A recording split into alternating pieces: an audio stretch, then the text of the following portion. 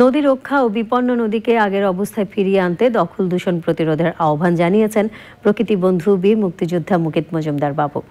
আন্তর্জাতিক নদীকৃত্য দিবসের আলোচনা নদী বাঁচাতে ধর্মীয় ও পারিবারিক শিক্ষার পাশাপাশি পরিবেশ শিক্ষার উপর জোর দিয়েছেন বক্তারা। তরুণদের আরও বেশি সম্পৃক্ত করতে পারলে নদী রক্ষার প্রচেষ্টা সফল হবে। পাশাপাশি আইনের কঠোর প্রয়োগের তাগিদ দিয়েছেন তারা। আলিমাল রাজি জানাচ্ছেন। আবহমান বাংলার কৃষি, অর্থনীতি, সামাজিক অবস্থা ও সংস্কৃতি এবং জীবনাচারের সঙ্গে মিশে আছে নদী। জলবায়ু পরিবর্তনের কারণে পানি প্রবাহ কমে যাওয়া এবং দূষণ দখলের বিপরীতে পানি সম্পদের সুষ্ঠু ব্যবহার গুরুত্বপূর্ণ হয়ে উঠেছে। অব্যবস্থার পাশাপাশি লোভ এবং লাভের চক্রে নদীমাতৃক বাংলাদেশের নদী এখন আবদ্ধ হয়ে গেছে নদীতে। নদী বাঁচাতে তরুণ প্রজন্মকে এ বিষয়ে উদ্বুদ্ধ করতে রাজধানীর পর্যটন কর্পোরেশনে আন্তর্জাতিক নদীকৃত্য দিবসের আয়োজন। এই নদীর জন্য কাজটা কেমন ভাবে করতে হবে, যেটা আমার রক্তের অর্থাৎ ধমনীর কাজ করছি আমি। আমার রক্ত যদি সঞ্চালিত হয়, আমি যেমন ভালো থাকবো, আমার দেশ ভালো থাকবে এই নদীগুলোর সুন্দর সঞ্চালনের মাধ্যমে।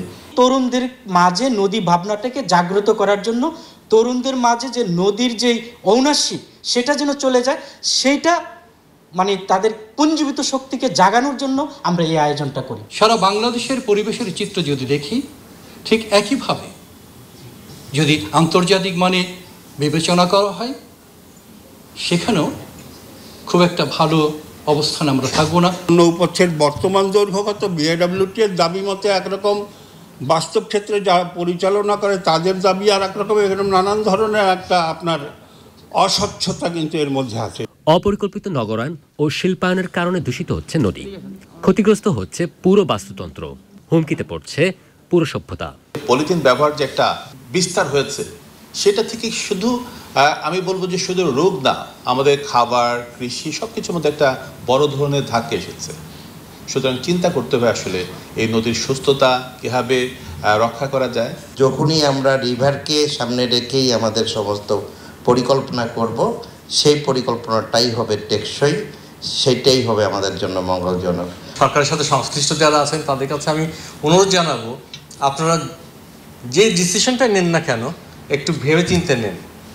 যেহেতু আমরা বলছি যে নদীর একটা সত্তা, জীবন্ত সত্তা, তো এই জীবন্ত সত্তাকে মেরে ফেলার অধিকার আসলে আমাদের নেই। We'll really commit to the actions to revive our rivers. So I'm looking forward to this kind of initiatives. আসুন আমরা সবাই নদী রক্ষায় প্রতিজ্ঞাবদ্ধ হই। নদীসহ সব ধরনের দূষণের বিরুদ্ধে সোচ্চার হওয়ার জন্য দেশব্যাপী জাগরণ ছড়িয়ে দেওয়ার আহ্বান জানিয়েছেন অনুষ্ঠানের সভাপতি, প্রকৃতি ও জীবন ফাউন্ডেশনের চেয়ারম্যান, প্রকৃতি বন্ধু বীর মুক্তিযোদ্ধা মুকিত মজুমদার বাবু। স্রোতময় নদীগুলো এখন যেভাবে কলুষিত হয়ে গেছে, বোঝা যায় নদীগুলো যে অবস্থা, সেটাও কিন্তু সুখকর কোনো অবস্থা নয়। আলোচনা এবং আলোচনার পরে এটা নিয়ে কাজ করা, এই দুটোই কিন্তু করতে হবে এবং যত বেশি সবাইকে এর সাথে সম্পৃক্ত করতে পারবো, তখনই কিন্তু এর থেকে একটা ভালো ফল পাওয়া যাবে। আজকে ইটভাটার থেকে 53 থেকে 55% বায়ু দূষণ হচ্ছে। তার পাশাপাশি অযোগ্য যানবাহন যেগুলো চলছে রাস্তায়, শুধু যে আমরা সজাগ করব সবাইকে তাই নয়, আমরা কিন্তু বাধাও দিতে হবে আমাদের যারা এই দূষণ করছে। তো যাই হোক, সব কিছু মিলিয়ে একটি কথা, এই নদী আমাদের প্রাণ, এই নদীকে বাঁচাতে হবে এবং এই নদীকে বাঁচাতে হলে আমাদের এগিয়ে আসতে হবে সবার। পরে নদী বিষয়ক রচনা প্রতিযোগিতায় বিজয়ীদের পুরস্কার দেওয়া হয়। অনুষ্ঠানের আয়োজক M&J, Bangladesh river foundation, Bangladesh পরিবেশ আইনজীবী সমিতি বেলা এবং প্রকৃতি ও জীবন ফাউন্ডেশন। আলিমাল রাজি, চ্যানেল আই, ঢাকা।